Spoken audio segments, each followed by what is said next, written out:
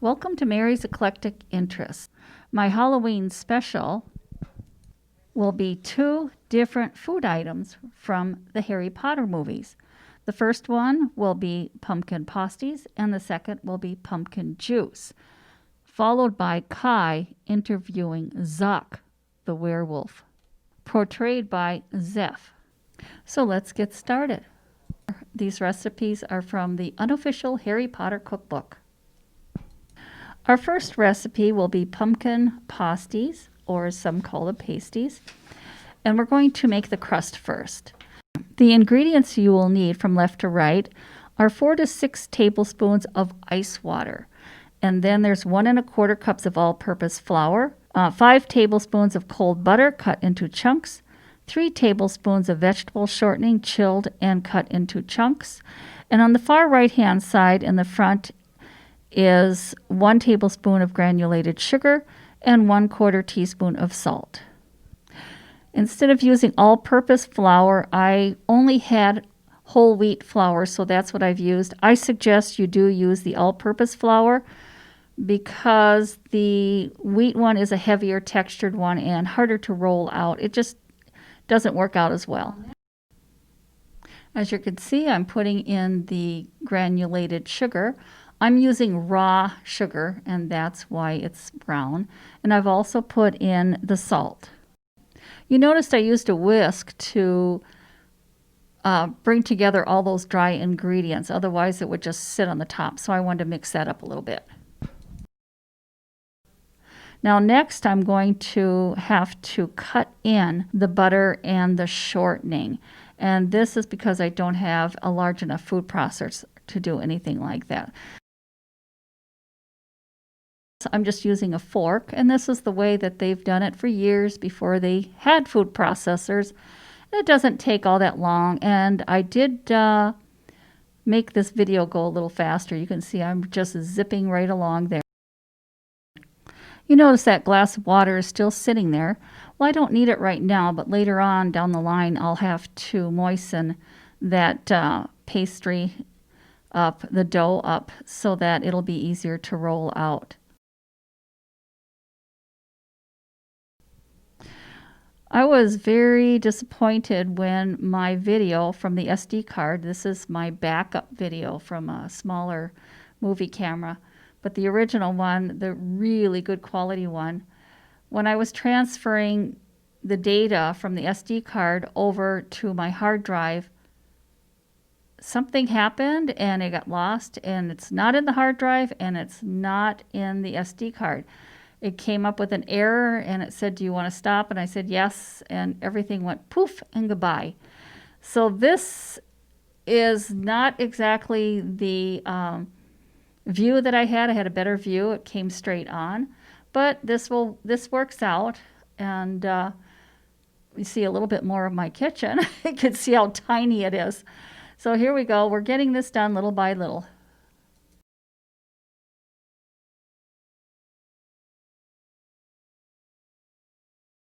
The one thing nice about doing a cooking show at home is you don't have to drag everything to the studio. Bring everything. We have a portable kitchen. There's no oven, but there's a stovetop. So bringing the kitchen down was always quite the project.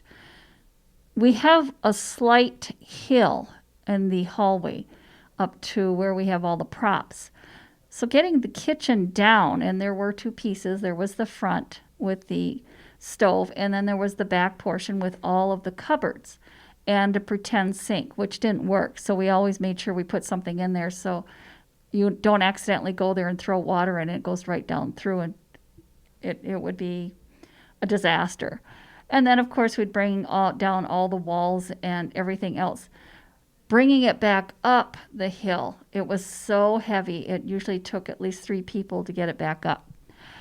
Oh, now you see that I did put some water in there. I'm making that a little more moist. And I'll probably be putting some more in later. So you're learning a little bit more about CCX that you probably didn't want to know about. But CCX, I'm just excited that they are letting us come in and edit during the COVID epidemic. I'm in my little editing room all by myself.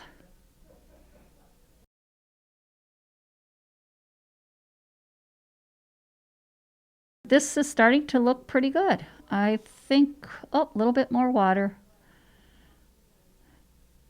And the one thing it does make, because this is whole wheat, it makes a much heavier crust or pastry crust than I normally like. If I were to do this again, I would pick up some all-purpose flour, and I might have to do that on my next adventure to the grocery store. Now I'm going to squish this all together and make it into a ball. And you can see I'm getting everything ready to roll. Here it is. I have my rolling pin, I have my ball of dough, and guess what? I read in the instructions that you're supposed to put saran wrap around it and put it in the refrigerator for 1 hour. Can you believe it? Never done that one. I'm going to have to fold everything up, put the rolling pin away, and we are going to start making the filling. And that'll be next on the agenda. The filling will consist of 1 cup of canned pumpkin. And this is canned pumpkin, not pumpkin pie filling. Pumpkin pie filling comes with the spices in it. So again, you want 1 cup of canned pumpkin, 100% pumpkin.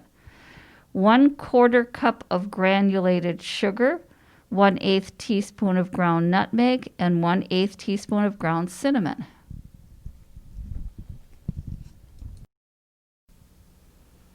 I'll be putting all of the ingredients in this small bowl, and it's not going to take very long. As you can see, there's only those few little ingredients. And again, I'm using raw sugar, and we're going to whisk that together.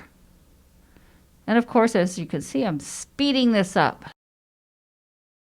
I transferred this into a glass bowl so you could see the pie filling better. Now I'm back, and as you'll notice, I have my pastry cloth out, my rolling pin. I'm getting some flour on it, and here comes our pastry pie crust here. I'm wondering if you could make this with some of the frozen pie crust that you purchased at the grocery store. It would be rather interesting to experiment with that. And as I said, also, it might have been a little bit easier going if I did get enriched whole wheat flour.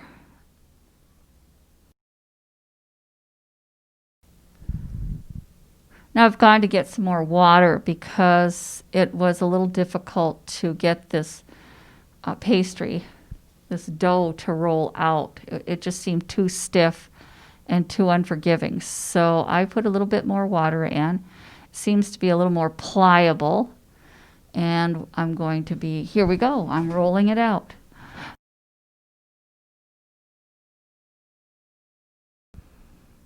Over the years, I've tried all sorts of different rolling pins and different means of rolling dough. And then I came across this pastry cloth. I have no idea where I got it.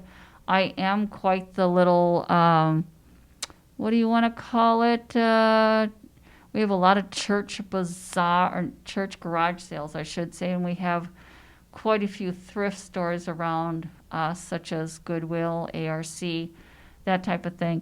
And I have a tendency to find things, and this might have been one of the things. Sometimes they're brand new in the package, or I might have purchased this somewhere, but I have a feeling that that's where I got it. And that little sock thing that goes over the rolling pin was the best invention, whoever made it. Thank you very much. I just put a little flour on there, and it doesn't stick to that rolling pin at all. And the pastry cloth is wonderful. I've never had it stick to anything like a table or anything like that. It just works really, really well. But like I said, I have no idea where I got it. I've had it for years, and I'm sure you could probably make something like that. I'm sure it's just a heavy-duty, 100% cotton something or another. Well, we're going to get ready to start cutting. And here we go. I came with a saucer, and I decided that's just too large. Especially when I'm going to be the one eating these pumpkin pasties, I want something a little smaller. And I did end up eating these over several days. Finally, I had two left, and I said, that's it. And I ate the last two, and they were very good. They're basically little miniature pumpkin pies. And they're so easy that you just pick them up and just start nibbling away. So I found it a very nice little dessert after a meal to have one of those for my sweet tooth. Now I'll probably be making this go a little faster because this is going, I think, normal speed. And here we go. And see how thin those are? I mean, they're very thin. I like even my pie crust very, very thin. When I make pumpkin pie in a pie tin, that crust is only there for one reason, and that's to keep the pie filling in there. And I roll it really, really thin, put a little flour on the bottom of the pan, put that in, and I'm not real big on crusts. I've always just cared more for the filling. Oh, there's my feet. You can see I'm running around. There's my refrigerator. Very small place. And I was getting quite warm.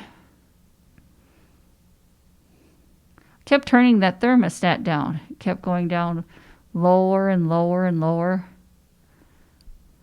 Oh, I'm thinking. I don't know what I'm thinking about. Let's see. Oh, I think I'm going to try one of these there. I put two in. I'm thinking about putting a third, but I just thought no. I'm putting water around that pastry, and that should help it when I use that fork to keep that crust together. There. Isn't that cute? Isn't that the cutest thing you ever saw? And I'm making more of those. See, can you imagine if I made that a whole saucer size? It would have been a little bit larger than that. I think for little kids or for a little hors d'oeuvre, the smaller the better. You could probably even make them smaller and just make them finger food and put 1 tablespoon of the pie filling in them. It would take a little longer to do, but actually when you're cutting them out, they look like little pancakes, don't they? And you'll notice in all my shows, I pretty much am wearing the same thing. That little black top and that apron I found out works quite well. The apron has a pocket so I can put the microphone in. But because I ruined this whole film, I have to do a voiceover, which is kind of it's not my idea of a fun, but I've done it for so many years that you just get used to it. Now you notice I'm taking all that dough and I'm re-balling it because I'm thinking I can get maybe another. Oh, no, I decided not to. Okay, so I set that aside. Oh, that's right. I use that pastry later on to make some pasties, or meat pasties, they call them. Hey, come back. Okay, here I come. And there I am. I'm putting more water on here. And you'll see me doing this over and over again. Now I put this on a cookie sheet. And you can use parchment paper if you have some. That way, if any of that filling comes out, it won't end up on your cookie sheet. I'm one of those people that I don't like to... dishwashing is not my thing. So the less I spill in the oven and the less I do. Now that one, see, I put too much filling in. It's coming back out. There we go. And so with parchment paper on your cookie sheet, you'll avoid that issue. You just either throw the parchment paper. In my case, I have some sort of a special... I can't remember where I bought it from, but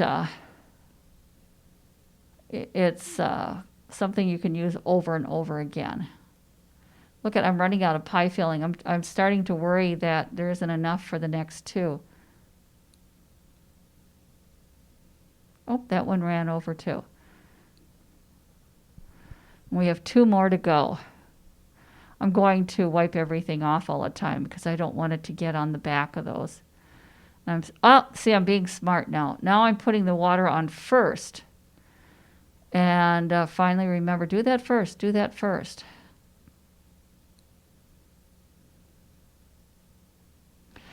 I would think you could make regular pie filling. Let's say you're making a pumpkin pie or a couple of pumpkin pies and just go, oh, instead of making one big pie, let's do a whole bunch of little ones.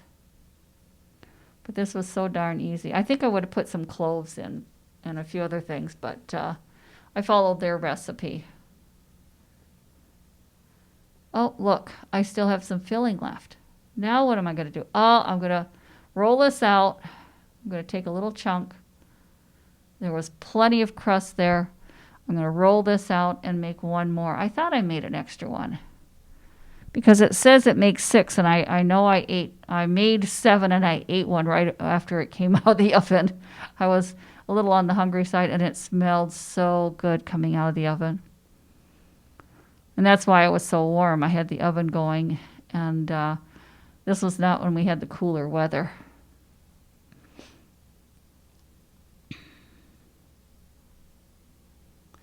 And that's another thing I always look for when I go to garage sailing or church bazaars or thrift stores. I like aprons. And I have quite a few of them of different styles and different kinds.